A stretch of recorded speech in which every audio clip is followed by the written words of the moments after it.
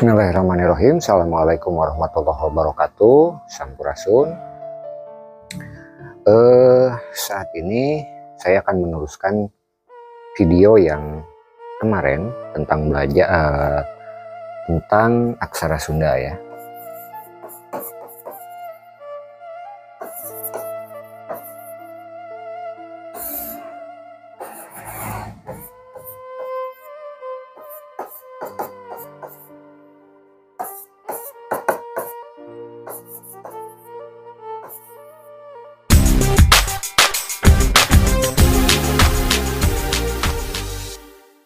Nah, di video yang kemarin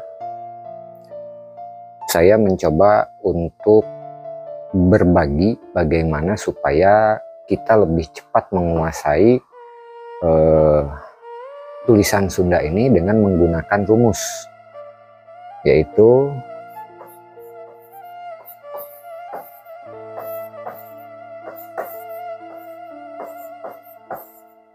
Hanacaraka,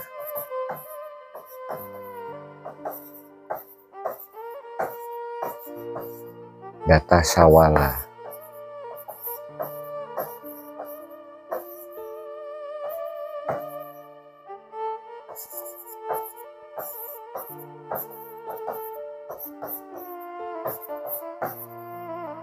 Nah, jadi rumusnya adalah menggunakan istilah Hanacaraka, Datasawala, pada jayanya Magabatana. Caranya adalah kita mengulang-ulang melalui kertas selembar. Jadi kita menuliskan dulu rumus yang pertama ini di kertas selembar Hanacaraka, kemudian di bawahnya nanti bisa atau di sampingnya kita bisa menuliskan aksara Sundanya. Jadi ha gitu ya. Na, ca, ra, ka, seperti itu. Kemudian ini diulang-ulang. Jadi kalau misalkan kita punya kertas satu lembar, Hanacaraka terus diulang-ulang sampai ini selesai, sampai ini beres. Kita balik, baru kemudian kita pindah ke baris yang kedua, yaitu Datasawala.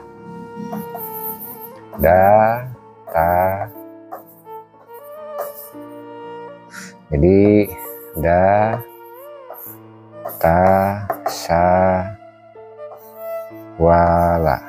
Oke. Sama juga kita buat di kertas selembar sampai penuh kertas selembarnya, kemudian baru pindah lagi ke bagian yang ketiga, dan begitu seterusnya. Maaf. Oke.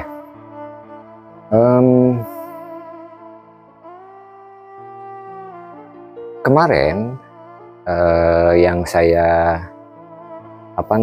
saya berikan itu hanya sekitar 20 huruf, yaitu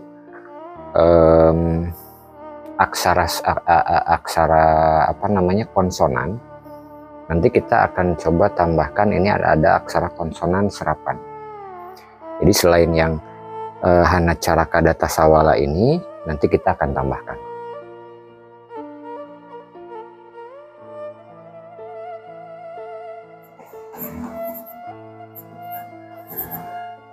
Hanacaraka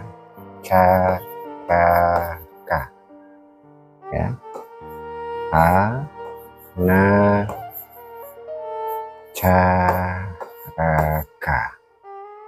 kemudian Datasawala,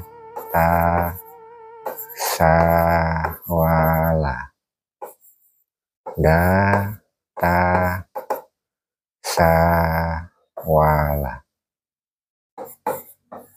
pada jayanya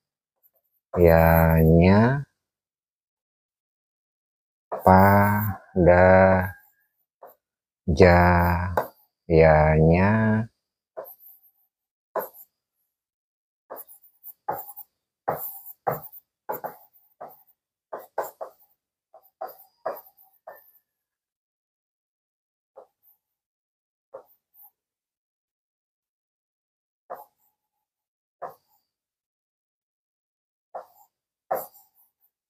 Nah,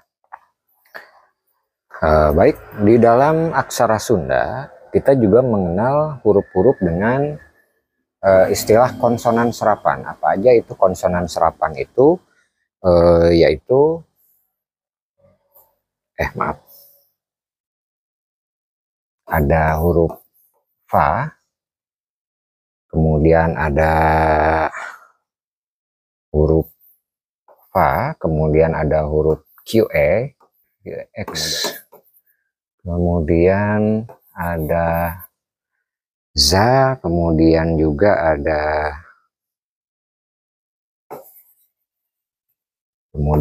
satu lagi K. Jadi nanti penggunaannya kita akan coba ya. Untuk huruf H sendiri ini hampir mirip dengan ini ya. Hampir mirip dengan ini, dengan pak biasa. Cuman perbedaannya ada di sebelah kanan sini.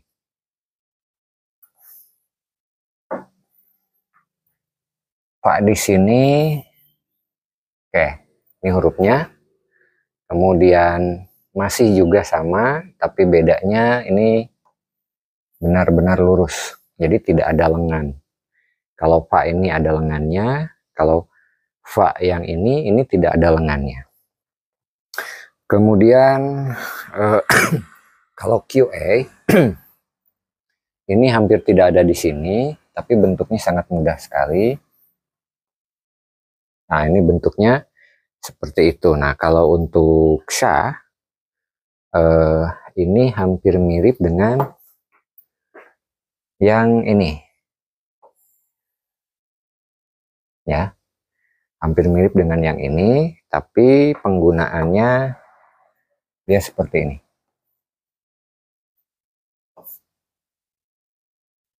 Ya, jadi 77 tapi disatukan bagian atas dan bagian bawah. Kemudian untuk za ini dia agak sedikit unik. Nah, seperti itu. Kemudian untuk sya sendiri ini penggabungan ini, kemudian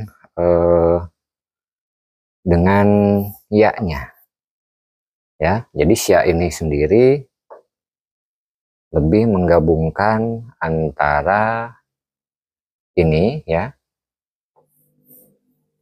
dengan ini. Nah, sya. Kemudian untuk K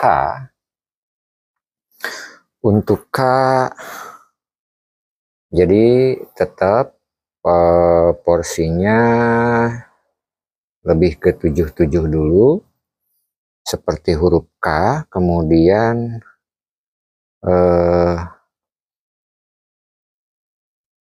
lebih ke H.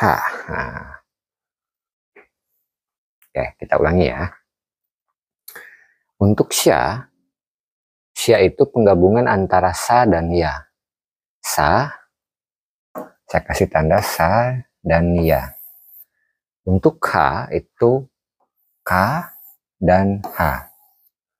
Oke, kita ulangi ya, supaya lebih gampang.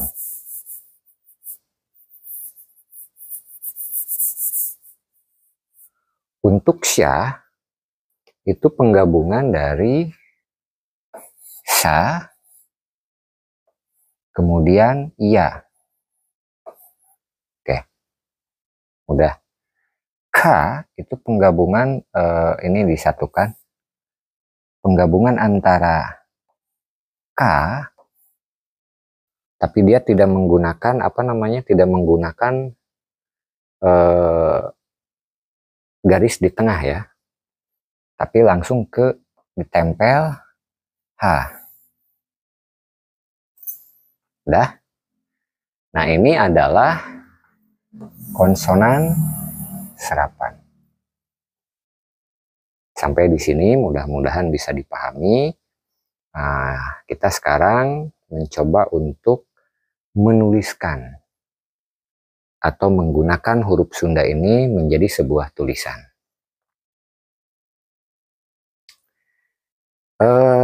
Kita masih menggunakan dasar ya, belum ke angka, belum ke apa namanya, ke rarangken, belum ke aksara suara. Oh ya, sebelum itu kita masuk ke aksara suara dulu. Jadi aksara suara itu ada A, I, U, E. Ingat di Sunda itu E pasti dia punya tanda di atas. Ada O, ada E. Setelah, nah ada U. E itu kayak berapa, beda dengan berapa. Atau lebih mudahnya kelapa dengan semangka. Nah, untuk A, dia hurufnya seperti ini. Kemudian untuk I, kemudian untuk U, U itu lebih ke, untuk E itu sama dengan A, tapi dia dikasih curug atau tanda. Nah, kemudian untuk O,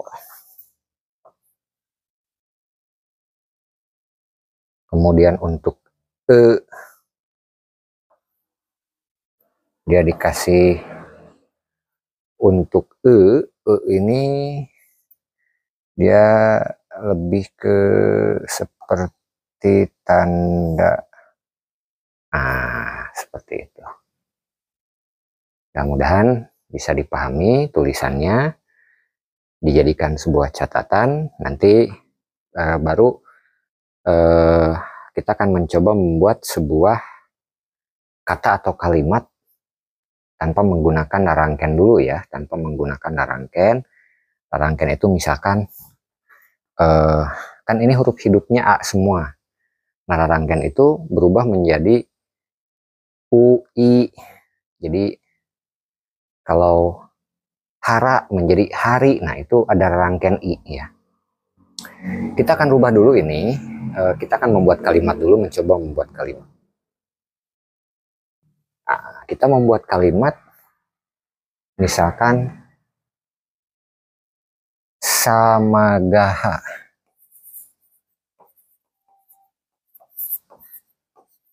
Sudah ketahuan samagaha. Ditulisnya adalah samagaha.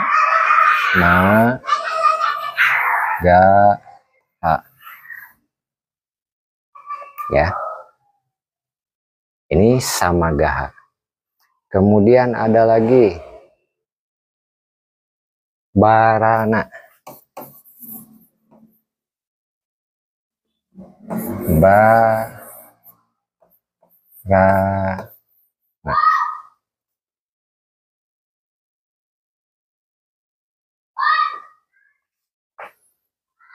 Dua kata ini bisa dicoba ditulis. Kemudian bagaimana kalau kita menulis Agatha. Nah, Agatha itu berarti kita kembali lagi ke yang tadi, kembali lagi ke huruf vokal.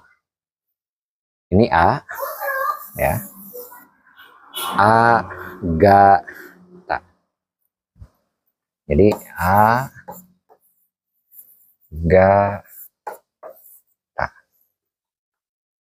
Agatha.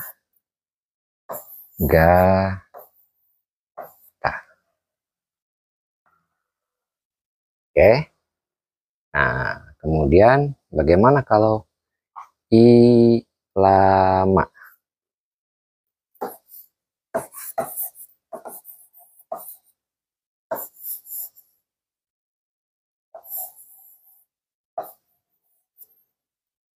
Ini sudah bisa dipahami ya. Jadi penulisan-penulisan ini kita bisa coba tanpa menggunakan rarangken terlebih dahulu. Nah, setelah selesai, nah baru nanti kita akan mencoba ke depannya menuliskan yang ada rarangken. Apa itu rarangken? Rarangken itu adalah penambahan. Misalkan untuk menuliskan kata SD atau sekolah ya. Nah, kalau tidak menggunakan rarangken ini akan serba salah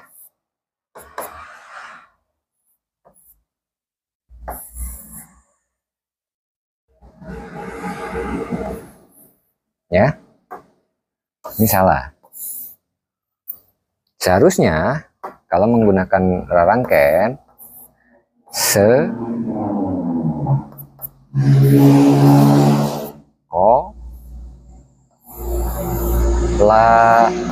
haknya. Ini kalau menggunakan rarangken. Oke, jadi karena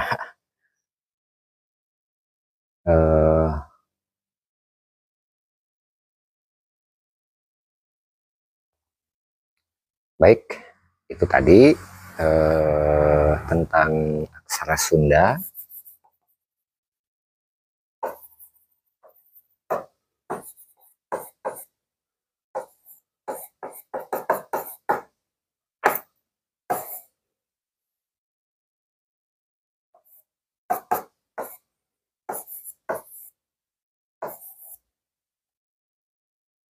Jadi nanti juga akan kita lihat polanya seperti apa, kita pelajari terus ya. Coba untuk menuliskan. Ini baru kita menggunakan aksara konsonan dan vokal dengan rumus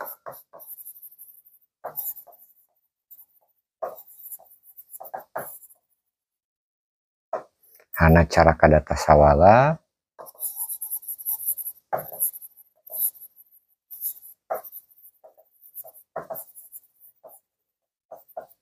Maga Batanga. Kemudian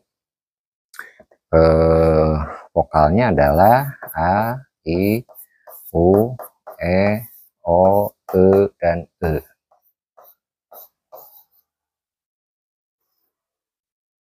Itu aja yang harus diingat. Silahkan dicoba dulu di rumah. Nanti ke depan kita akan membuat video tentang aksara Sunda menggunakan rarangken.